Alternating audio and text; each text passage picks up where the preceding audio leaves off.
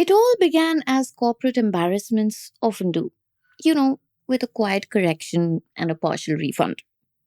Earlier this year, Deloitte was paid 440,000 Australian dollars by the government of Australia to produce an independent assurance report on the country's welfare compliance system. But the final report came back with some problems. Not disagreements over policy or methods, but something stranger. You see, parts of that document cited non existent academic papers, included fabricated court quotes, and featured footnotes that led to nowhere. The culprit? As you might have guessed, generative AI. Deloitte later confirmed that its team had used an AI tool to help draft sections of that report and that the model had indeed, in the polite phrasing of bureaucrats, introduced factual errors. So, earlier this week, Deloitte updated the report and agreed to refund a part of the fee that the Australian government had given it. Now, for most companies, this might have been a pause moment, a chance to slow down, retrain teams, recheck policies, and so on. But not for Deloitte, because within days of that refund, the company announced its largest ever technology rollout. Anthropic's Claude, an AI chatbot, would now be available to nearly 500,000 Deloitte employees worldwide. So, you will probably understand when I say that the timing of all of this feels almost defiant, as if the public embarrassment had merely cleared the path for more AI, not less. And this is what makes this story unusual. Because Deloitte is not just any other firm, it is one of the world's biggest consulting companies, a company whose entire business model rests on trust. It is the institution you call to make sure you haven't made a mistake. It feels like a remarkable moment of convergence. The big four firms that spent nearly a century selling their judgment are now suddenly competing on speed because they cannot differentiate on price or process anymore, so they differentiate on whose algorithm looks smarter. For example, PwC has struck a deal with OpenAI and Microsoft, becoming one of OpenAI's first enterprise resellers and one of the largest corporate users of Azure. EY has launched EY.ai, its in house AI platform backed by more than $1 billion in investment, and it is also now building sector specific agentic systems with NVIDIA. KPMG, meanwhile, has gone all in with Microsoft's Azure AI, creating its own multi agent automation platform called Workbench. So, AI is not just another consulting tool anymore. It is becoming the core of what consulting is. And that is the irony. The companies that built global empires on caution and credibility are now reorganizing themselves around a technology that is known to make things up. Welcome to Daybreak, a business podcast from the Ken. I'm your host Snigdha Sharma, and I don't chase the news cycle.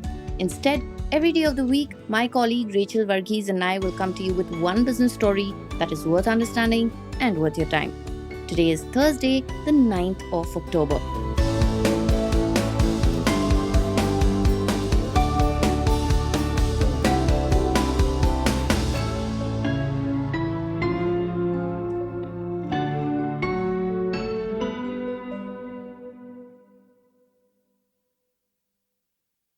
So, what does this reorganization actually look like? Because it is one thing to talk about consulting's big AI pivot, but another to see how it's quietly reshaping the mechanics of the business itself.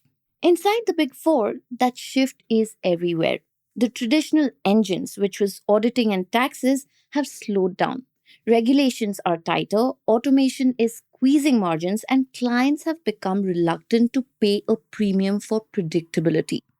The dependable work still pays the bills, but it no longer delivers growth.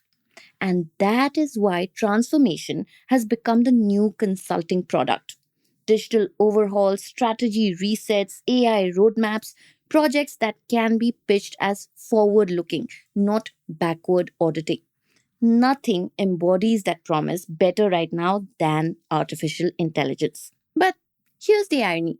For most of these firms, doing AI is not just about dramatic efficiency gains, it is about optics. Clients want proof that their advisors are living the future that they're selling. As one consultant told the Financial Times, clients want to see that we use the tech that we're selling. That expectation has flipped, and it is not enough to know AI anymore, you have to perform it. And this also seeps inwards into these companies. AI becomes a kind of an internal status marker. You could say the corporate equivalent of a new suit. Partners compete to sponsor pilot projects, practice heads jostle for ownership of firms' AI centers of excellence. You know, the slides almost write themselves. Responsible innovation, augmented expertise, trust in transformation. Across the industry, the choreography is strikingly similar. Let me give you a sense of how. PwC, like I told you, has become OpenAI's largest enterprise customer and first reseller of ChatGPT Enterprise. It is integrating it across its US and UK workforces and also selling it to clients. It is all a part of the $1 billion AI investment plan. EY has poured over $1 billion into its own AI platform, EY.ai, which is meant to fuse automation and advisory work. KPMG has aligned tightly with Microsoft's Azure AI, building internal multi agent tools under its Workbench platform. And you already know about Deloitte's deal with Anthropic.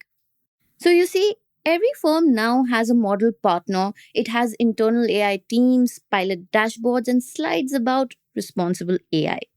But the real differentiator is not model accuracy.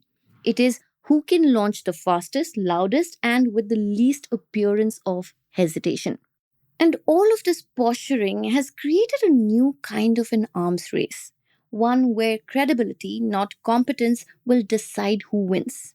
And that race is just beginning. Stay tuned.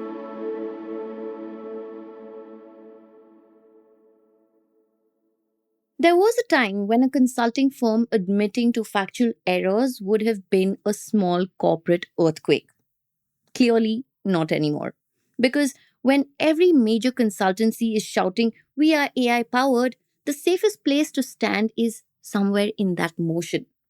But here is the other side of that same coin. When every firm shouts, we are AI powered, the landscape also flattens. Everyone uses the same cloud platforms, the same third party models, and the same disclaimers about human in the loop checks. The competing narratives then begin to converge and become nearly indistinguishable from one another. But the sameness does not dull competition, it in fact intensifies it. Because once everyone is working with the same tools, the race shifts from who uses AI best to who looks like they use it best.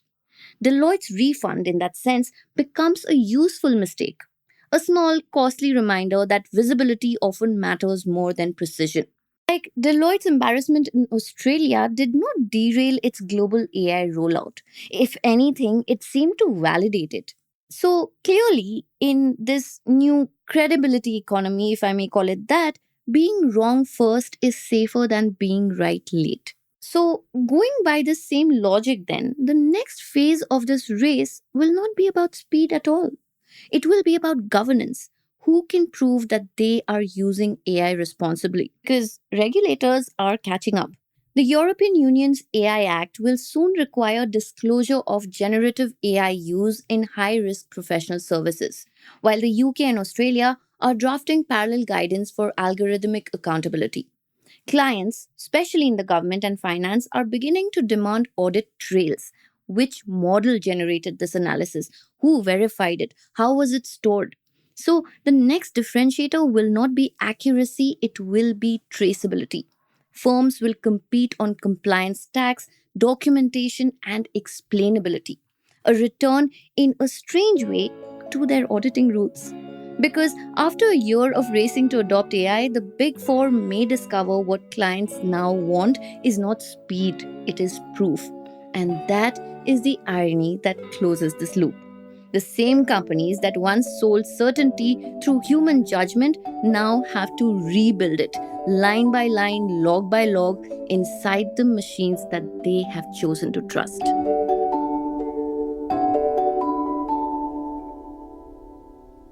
Daybreak is produced from the newsroom of The Ken, India's first subscriber-focused business news platform. What you're listening to is just a small sample of our subscriber-only offerings, and a full subscription offers daily, long-form feature stories, newsletters, and a whole bunch of premium podcasts.